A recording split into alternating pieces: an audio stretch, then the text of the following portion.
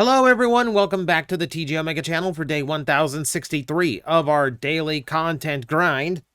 As you can see, I am rocking the new shirt. Should be available in the merch shelf below if interested. I want to come up with like more fun designs than this. I want to just like make a few shirt designs that are just like kind of cool, vaguely transformery without getting into copyright trouble designs. Just to see how that goes, and I might have some other things in the works. You'll have to wait and find out, but like the gears are turning, things are cooking. And speaking of cooking, we need to talk about the latest food-based Kamen Rider because somehow it's not the first one.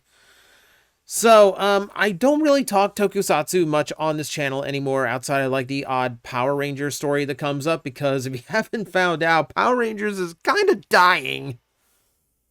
The brand got shuffled off to a different toy company as a loaner thing.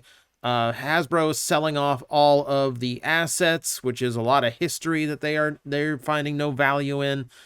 It's a depressing time to be an American tokusatsu fan. So we have to look overseas and we have to look for the future, and the future is Kamen Rider Gavv.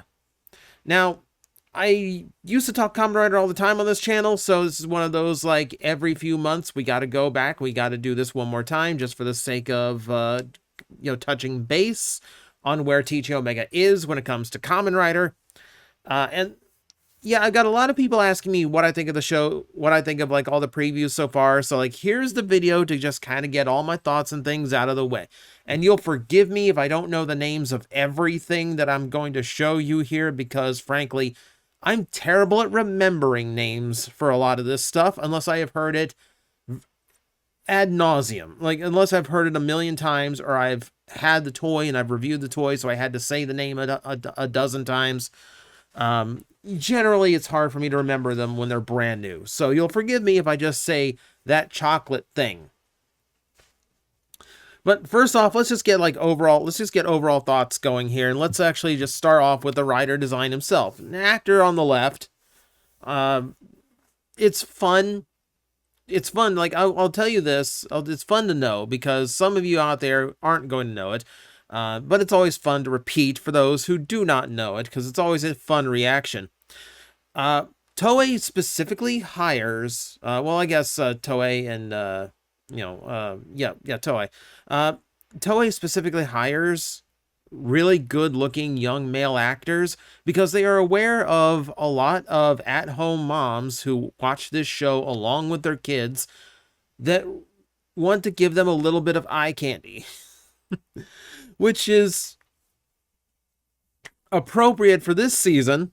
It's appropriate for this theme for this Kamen Rider, but it's always funny to me. It's always funny to me that that's like one of the primary casting requirements. But yeah, Gavv, the design himself, I actually really, really like. Purple as the main rider's color is a really interesting thing, and we haven't really seen it since Hibiki. Unless I'm losing one to my knowledge, I don't think I am. I'm very quickly processing many past Kamen Riders. But I do like the overall look. The purple and blue work together. I like the hits of yellow. I think it might be a little bit much to have the faded yellow in the armor. But I do like it as just like the accent, like the eye color. That works for me. I like the overall shape. Like, it is just a really good looking Kamen Rider suit. I actually really, really like how it's done. And I like that the candy aspect is kind of minimized, Like, okay, like, the transitional colors, the airbrushing, is supposed to give me that mindset of, like, like jelly candies, little gummy candies that are, like, multicolored, and, that's the kind of way that they fade from one flavor to the other. I get that. And on some of this it kind of works. I think the yellow is a little bit much, but other than that, yeah, like, I really do like the design. It's a cool looking Kamen Rider. I like it more off the bat than I did a few of the previous ones. Ones that come to mind, like, God, I'm trying to remember rider designs really quickly here. Gotchard, I like it a little bit better than Gotchard. I like it better than, as I try to very quickly to remember Reiwa era names. Like it better than Revice. I'll say that. So you already had me off on a good foot when I saw it. And then you introduce the forms. And I'm gone again. I'm gone again. So yeah, it's not just candy. Apparently it's snacks as well, because the one on the far right is a potato chip form. I thought it was like some kind of honey candy, looking at like the shape of his eyes. But no, no, no. Potato chip. It's a Kamen Rider made of potato chips. And then, yeah, from right to left, because manga style reading here, Marshmallow Man. I can't take this one seriously. Aside from the fact that it just kind of looks boring because it's almost just all white. Yeah, I just don't. It's just, it looks too silly. This one just kind of looks too silly. He looks like the Michelin Man. Like, I can't view him as a superhero and take him seriously here. And then on the left here, the hard candy, little peppermint, the peppermint one. It's like his big mech, big buff suit form. Like some writers have that. It looks like Willy Wonka went off the deep end. And then you got the chocolate form on the far left here. Let me make sure I'm switching this so you can actually see, like, it's vaguely cowboy themed. So he has this like weird chest poncho. The poncho looks like the Green Ranger's armor as chocolate. Look at it. Look at the diamond design on the front and how it hangs on the shoulders. You know I'm right, and you're not going to be seeing it for a long time. You're welcome. No, yeah, it's where it's where we get like this far into the over design, into the theme, where I kind of like check out a little bit. So like, now don't get me wrong. You're talking to someone who thinks Kamen Rider Gaim is his second favorite Kamen Rider series after Agito. And that's largely because, yeah, it's a very, very strong story series.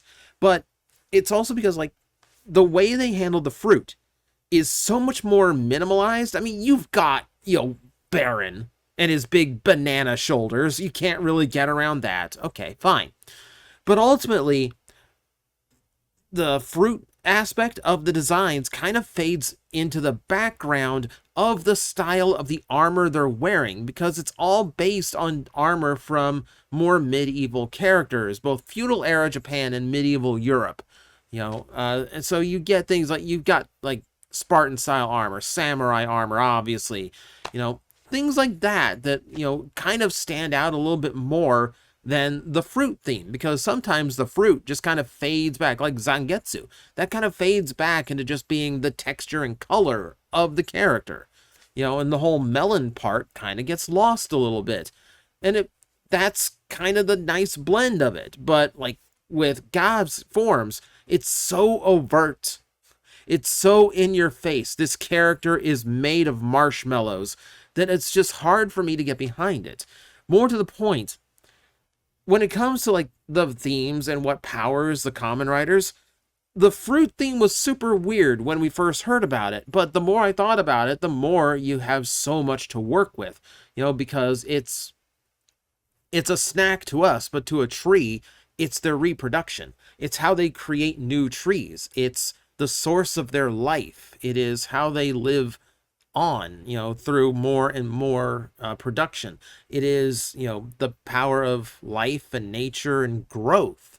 You look at a character like Poison Ivy to see how powerful things like that as a superhero or supervillain power can be.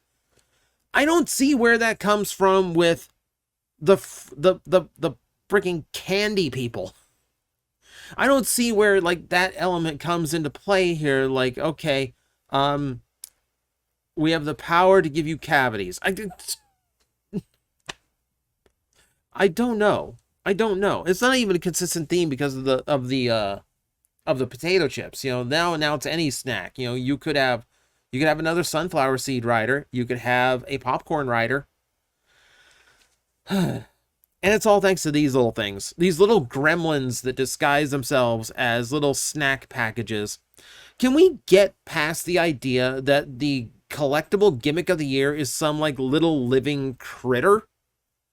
because I'm kind of losing my vibe for that, you know. I think we've gone a little bit too many times doing that one.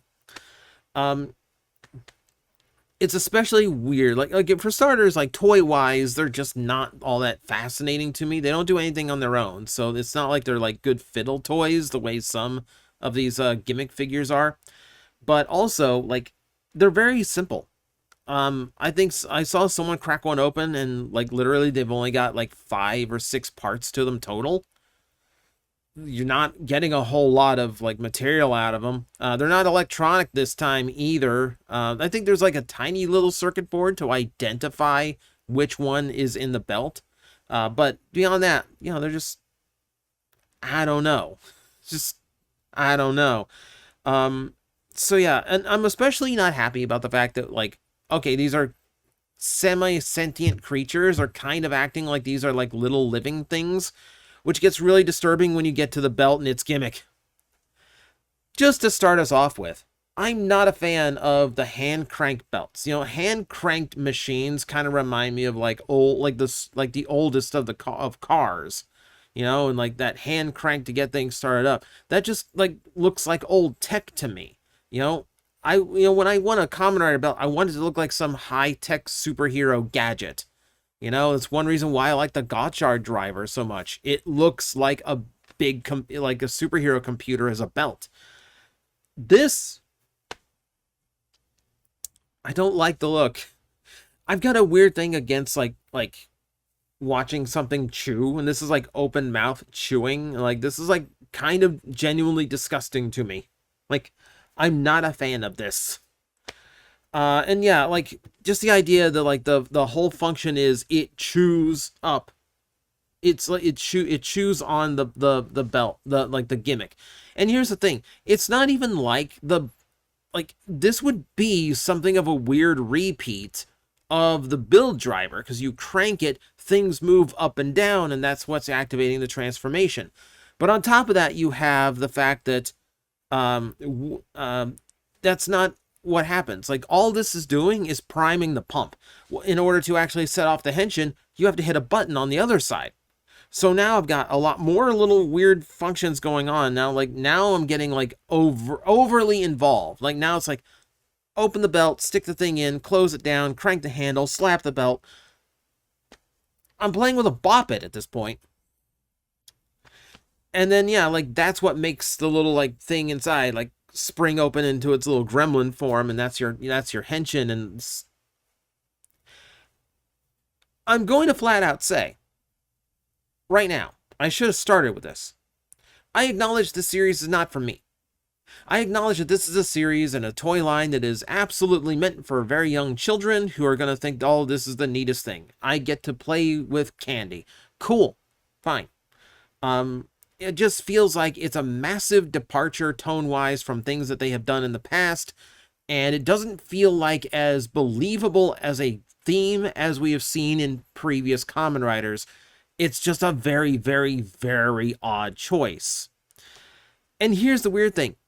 I've heard this belt too, and it's a very high-pitched noise. It sounds like a kid's voice on the recording. Not big on that either. It's the idea of it yelling juicy that makes me like tremble, because you know what it is? You know what this whole belt is?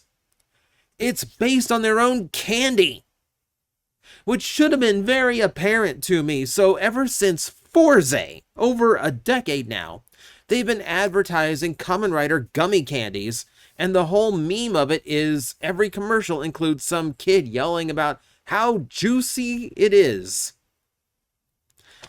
And that's exactly what the belt does. They're playing off their own commercials to make the toys for the show that is a commercial for toys. We're inverting infinity at some point here. This has gone too far. We've gone too far. Turn back. We're eating ourselves at this point, which again, fitting for this season. I'm going to go through the weapon toys very quickly, which, you know, they don't seem all that eventful this time. They're not doing anything terribly cool. The main weapon here is, I don't know. So you've got this like you got this sword with like a strip of road on it, so it looks like a sword that Drive would be using, but no, it's for Gavv. And I don't see where this has anything to do with candy, because it seems to be just like a roadway for this little bike that, yes, like the little gummy thing can drive. Okay, kind of cute, but it looks like it's trying to emulate a motorcycle, but it needs to be wide enough for the sword, so it actually looks like a steamroller. And, like, I don't get it. I don't get it. I don't know why this has anything to do with the fruit theme. Now, I'm seeing a little connection point. I'm seeing like a little, like electronic point, so this belt might actually be able to read the fact that there is like one of these little candy guys, attached to it somewhere. But beyond that, geez, I don't know. This is just a super weird idea. Yeah, I genuinely don't know how it fits into the theme. But then again, that might be for the best, because once again, I don't like it that the theme, especially with the form changes, is just so in your face. And it's so encompassing of the character's design. So maybe it's a good thing that the sword is just kind of like a generic, cool-looking space sword. Because it could be made of potato chips. It's literally a crumpled bag of potato chips with a bunch of chips spilling out in the form of a blade. I hate this. There's a potato chip sword in the world now. I am going to assault you. I'm going to cut into you. And the salt from my potato chips is going to infect your heart. You're going to have high blood pressure for the rest of your life. I don't like this. And I thought this would be peak, but then they did this. It's literally a chocolate bar where the handle is melting chocolate melting out of it. I hate this thing. I hate this thing. Where are my cool gadgets? Where are my cool gadgets and my like space age weaponry? Where's like the blasters and the swords that have like wires on the outside, like, you just had to put them together in the Bat Cave that morning, and like, where's those cool designs? These might be I know there's going to be people who are all about this. That's your prerogative. If it's all you, if you enjoy this, fine. I'm not trying to yuck your yums, but I am very vocal about how much I dislike it, because that is my right. It's my YouTube channel. I also really don't like the storage box because, one, this is a terrible storage box. Because, like, you've got the little lever that lets them spill out, like a candy dispenser. Okay, I get that. It's cardboard. You have to assemble a cardboard box for this year's collectible storage option, which is terrible. Oh my god, it's the lamest one they've done yet. It is absolutely the lamest one they've done yet. Okay, and that's like the realm of toys, and that's the realm of the writer. I don't know anything story yet, so I can't really speak on that. But we also just got a quick look at the secondary writer, Kamen Rider Valen. Because Valen is short for Valentine's Day, the most popular candy holiday of the year, and the character is entirely chocolate-based, which is because that's the most popular candy for Valentine's Day. At least they're touching every base, I guess. We're gonna have an Easter one, where it's just a Kamen Rider with just, like, Easter grass just, like, hanging out of his armor, and then, like, little candy eggs all over him. Can we get that, too? Can you get that, too? The weird thing? If we look at him, now we don't really have a great look at him, but his Henshin toy does have a close-up of his face. I hate the fact that chocolate is written across his head. That's so dumb. I also don't like that it looks like a bicycle helmet. The overall design would be fine if, like, the little figurine on the left looks like a fine, Kamen Rider design outside of, his chest is made of chocolate. And then we get to the weapon and we're like, look at it. There's my space age weapon. There's my, like, homebrewed tech kind of look that I'm going for. And even as I stare at his henshin device and its unique way of installing and activating the little gummy things, the little candies, I stare at that and go, I don't know what it is. I don't see what it is in relation to candy, certainly, but I also don't know what in form it is. I see a handle and trigger on the back, and then I see something that looks like a I don't know, like a rhino beetle inspired what? Gun? This is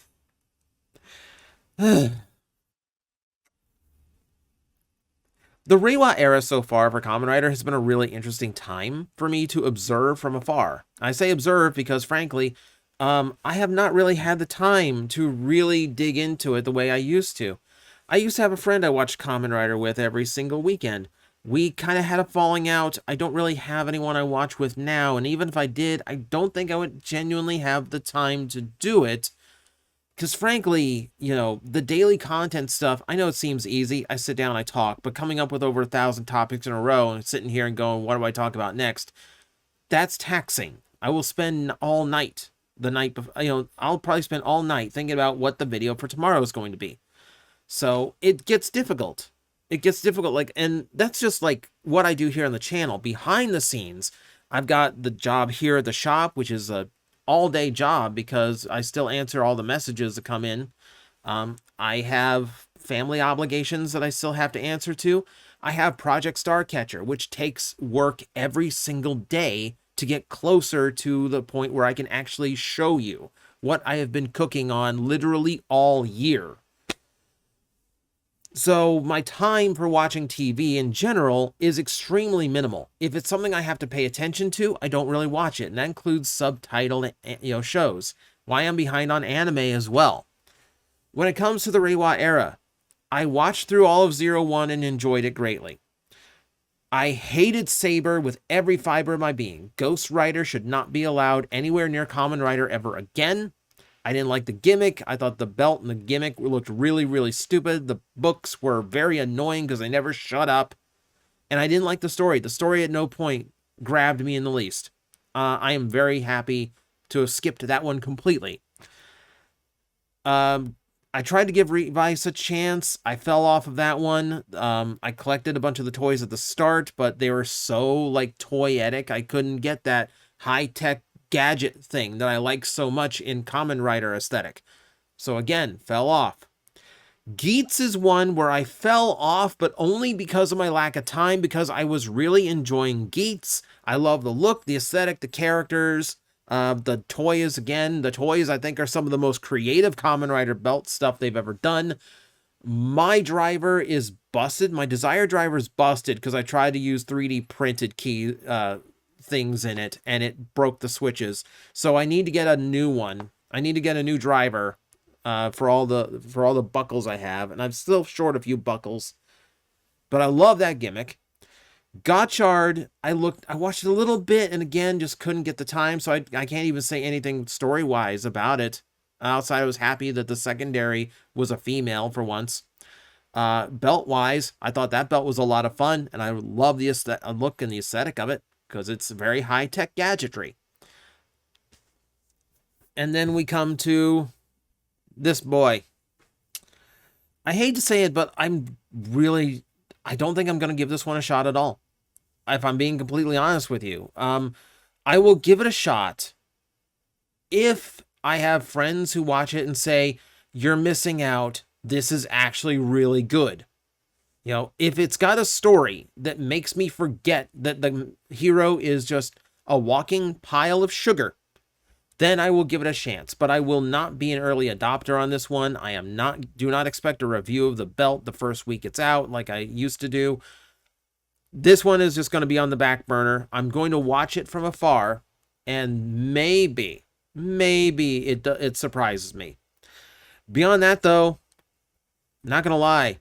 It's kind of nice having a writer come around where I don't have to worry about being tempted by any gimmickry, any belts, any fun weapon toys. Just, I can sit this one out.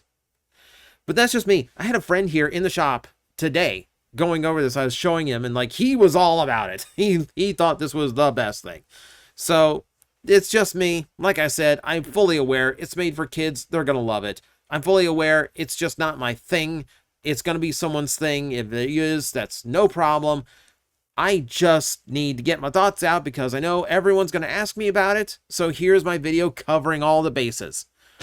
I'm not a fan. So that's where I am right now on Kamen Rider in general, just for everyone who wanted a Tokusatsu update from me. So that's it for today. Thank you everyone for watching. I will see you next time.